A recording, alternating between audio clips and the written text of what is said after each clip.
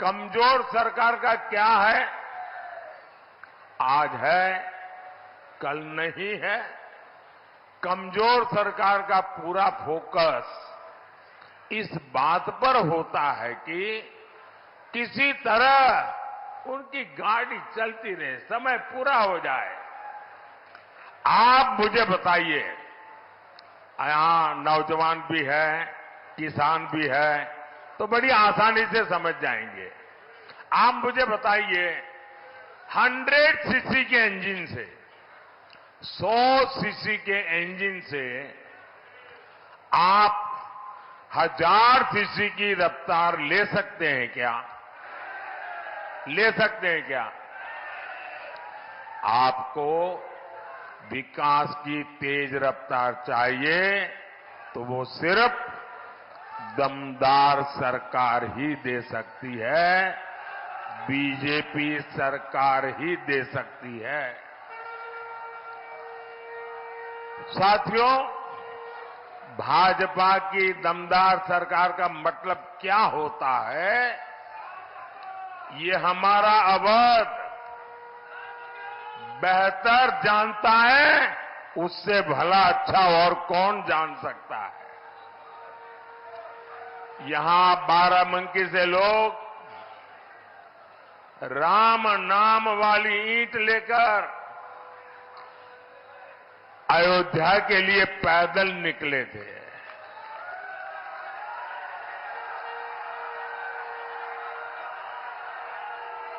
जो पहली बार वोट डाल रहे हैं, जो युवा है, उन्हें पता ही नहीं होगा 500 साल के इंतजार के बाद, 500 साल का इंतजार, ये इतिहास की बहुत बड़ी घटना है कि पीढ़ी दर पीढ़ी हमारे पूर्वज संघर्ष करते रहे, बलिदान देते रहे, त्याग की पराकाष्ठा करते रहे। 500 साल के बाद, और वो दिन याद कीजिए, लोग जब हमारे रामलला को टेंट में देखते थे, उनके आंसू नहीं सूखते थे और लोग सरकार को जितनी भद्दी भाषा में गालियां दे सके देते थे। लेकिन आज 500 साल का इंतजार खत्म हुआ कि नहीं हुआ? 500 साल का इंतजार खत्म हुआ कि नहीं हुआ? रामलला भव्य मंदिर में विराजित हुए कि नहीं हुए? किसके कारण? किसके कारण? किसके कारण? किसके कारण? अरे भाई, मोदी मोदी मत करो, ये तो आपके एक वोट के कारण हुआ है। ये आपके वोट की ताकत है, जिसने एक दमदार सरकार बनाई, एक मजबूत सरकार बनाई और आपका 500 साल का इंतजार समाप्त हुआ। आपका वोट 500 साल का इंतजार खत्म कर सकता है।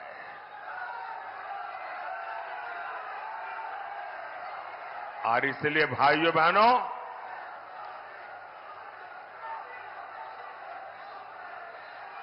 कमल के निशान पर बटन दबा के आगे भी ये दमदार सरकार बनानी है और दमदार फैसले भी लेने हैं।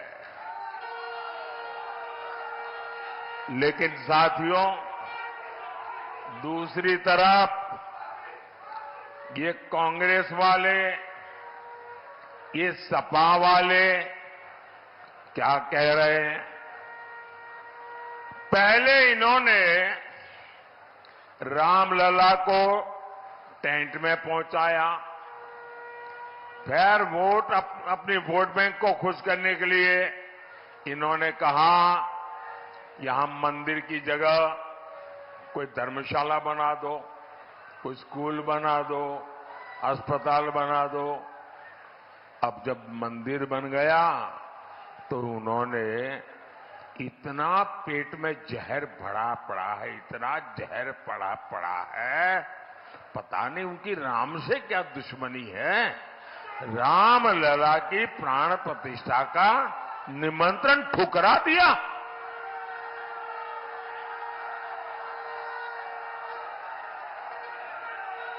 अब यहां सपा के बड़े नेता यहां तक कहते हैं, और वो भी रामनवमी के दिन कहते हैं, ये राम मंदिर को बेकार बताते हैं, भद्दी भद्दी बातें करते हैं। और कांग्रेस तो राम मंदिर पर सुप्रीम कोर्ट का फैसला पलटने की तैयारी कर रही है। सपा कांग्रेस वाले, जब मैं ये कहता हूं ना कि भाई कांग्रेस में ही रहने वाले एक नेता ने कहा है कि वे लोग ये कोर्ट का निर्णय पलटना चाहते हैं। कुछ लोगों ने, यार ऐसा तो कैसे हो सकता है, भ्रम में मत रहिए। देश जब आजादी का आंदोलन कर रहा था ना, और देश के टुकड़े करने की बात आती थी, तो देश का हर व्यक्ति का नहीं यार, देश के टुकड़े थोड़े होते हैं, देश के टुकड़े होते हैं। हो गए कि नहीं हो गए? इन्होंने कर दिया कि न कर दिया? ये किसी भी हद तक जा सकते हैं जी, इनका ट्रैक रिकॉर्ड ही ऐसा है। इनके लिए देश वेश कुछ नहीं है भाई, उनके लिए तो उनका परिवार और पावर, यही उनका खेल है। सपा कांग्रेस वाले सरकार में आए तो रामलला को फिर से टेंट में भेजेंगे और मंदिर पर बुलडोजर चलवा देंगे। क्या योगी जी से यही सीखना है क्या?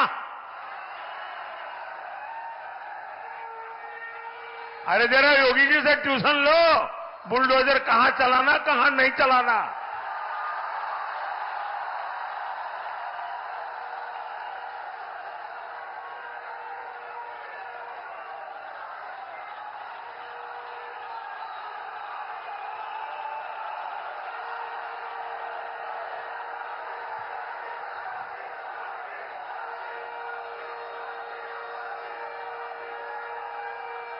साथियों, ये चुनावी सभा के लिए मैं कहने के लिए नहीं आया हूं, मुझे चिंता है, क्योंकि उनका ट्रैक रिकॉर्ड ऐसा है, यही इनकी साजिश है। आप ऐसे लोगों को अगर आप वोट दे सकते हैं क्या? ऐसे लोगों को वोट दे सकते हैं क्या? साथियों, ऐसे लोगों तो वोट तो छोड़िए, ऐसी सजा करनी चाहिए, ऐसी सजा करनी चाहिए, उनकी जमानत जब्त हो जाए। साथियों, सपा कांग्रेस के लिए अपने वोट बैंक से बड़ा कुछ नहीं है। और जब मैं इनकी पोल खोलता हूं तो ये बेचैन हो जाते हैं, नींद हराम हो जाती है, लेकिन फिर क्या करते हैं, जैसे बहुत बुखार चढ़ जाए ना, तो वो आदमी कुछ भी बोलता है, ये भी कुछ भी बोलना शुरू कर देते हैं, ऐसी गालियां देते हैं। आप मुझे बताइए, बाबा साहब आंबेडकर जब संविधान बन रहा था, तब धर्म के आधार पर आरक्षण के सबसे बड़े विरोधी थे। धर्म के आधार पर आरक्षण नहीं होगा, ये संविधान सभा ने निर्णय किया था, और सोच विचार करके किया था। अरे इतने ही नहीं, इनके परनाना ने भी धर्म के आधार पर आरक्षण का विरोध किया था। लेकिन 10 साल पहले यहां यूपी में इन लोगों ने धर्म के आधार पर आरक्षण देने की कोशिश की थी, और कर्नाटका में तो कर दिया। कर्नाटका को उन्होंने अपनी लेबोरेटरी बनाया है। इन्होंने कर्नाटका में क्या किया, जितने मुसलमान थे उन सब मुसलमानों को रातों रात ओबीसी बना दिया, थप्पा मार दिया, कागज निकाल दिया। अब जो ओबीसी को आरक्षण मिला था उसमें से बहुत बड़ा हिस्सा ये लूट करके चले गए और लोग वहां हाथ घिसते रह गए। क्या यहां आपका आरक्षण कोई लूट जाए आपको मंजूर है क्या? क्या आरक्षण लूटने देंगे क्या? क्या ओबीसी का हक छीनने देंगे क्या? क्या एससी का हक छीनने देंगे क्या? एसटी का हक छीनने देंगे क्या? अरे बाबा साहब आंबेडकर ने जो दिया है उसको कोई हाथ नहीं लगा सकता है। और बिहार के इनके चारा घोटाले के जो चैंपियन है ना, अदालत ने जिनको सजा फरमाई है, अभी जेल से तबीयत के बहाने बाहर घूम रहे हैं, वो तो यहां तक कह रहे हैं कि पूरा का पूरा आरक्षण अब मुसलमान को मिलना चाहिए। अब मुझे बताइए, इसका मतलब दलित, आदिवासी, पिछड़े, ओबीसी, इनके पास कुछ बचेगा ही नहीं भाई। मैं आपकी रक्षा करने के लिए, आपके अधिकारों की रक्षा करने के लिए 400 पार मांगता हूं आपसे।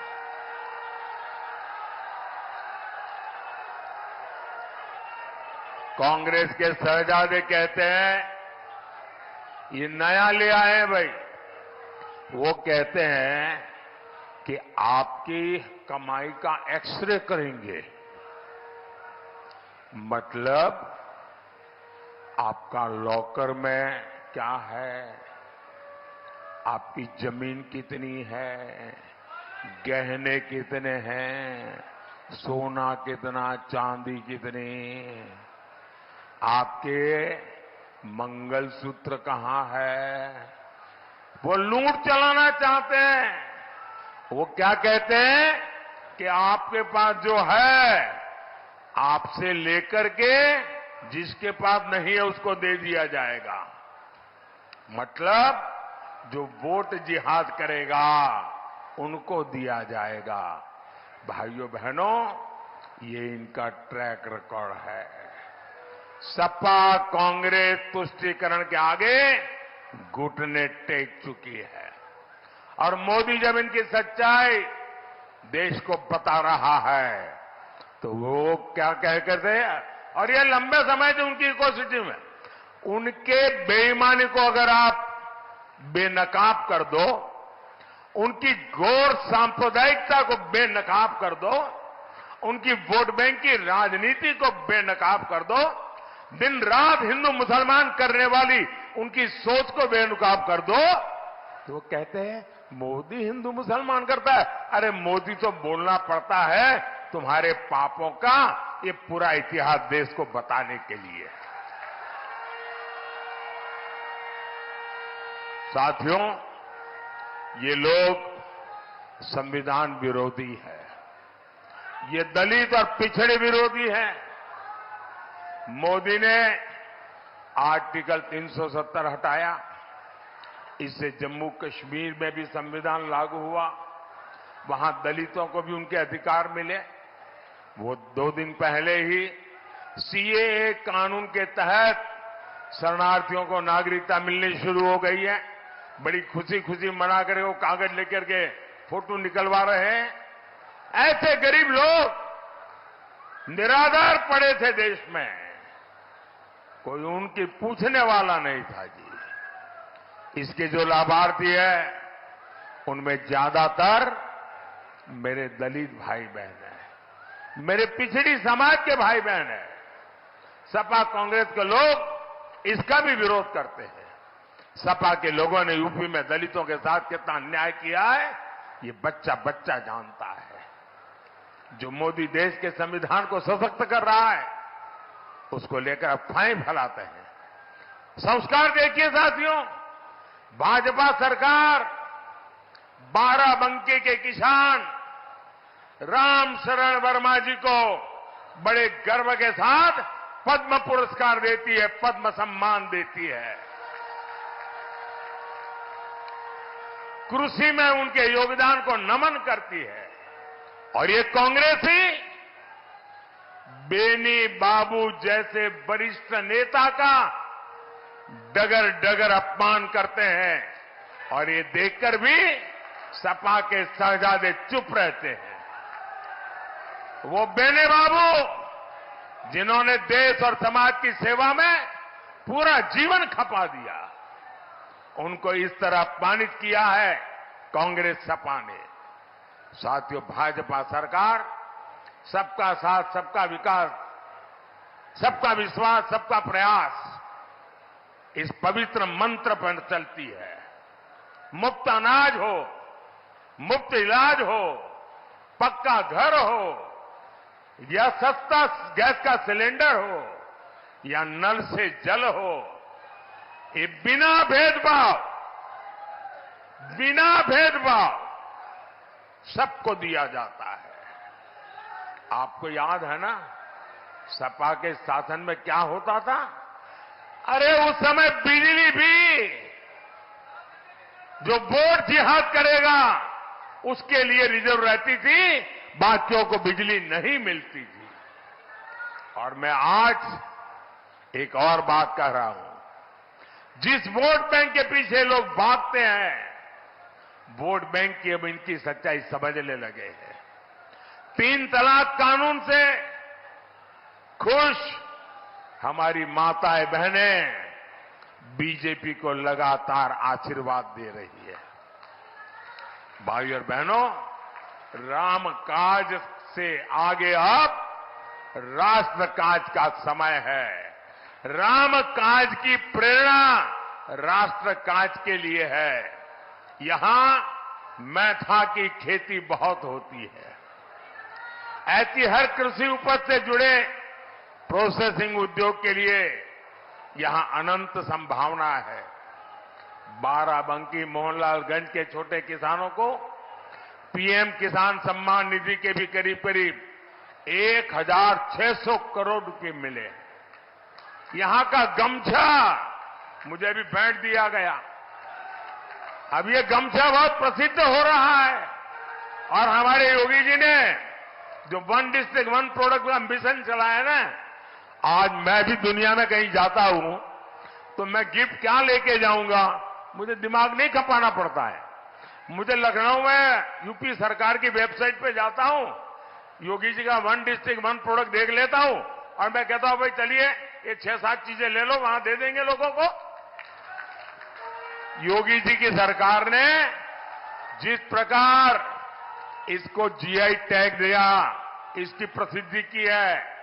साथियों, आप तो जानते हैं मैं 2014 से काम में लगा हूं, स्वच्छता अभियान, सफाई कर रहा हूं। देश साफ सुथरा होना चाहिए कि नहीं होना चाहिए?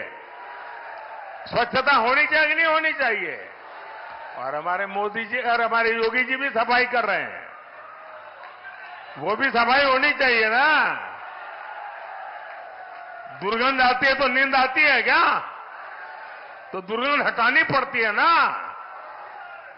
तो योगी जी वो काम भी बड़े अच्छा कर रहे हैं।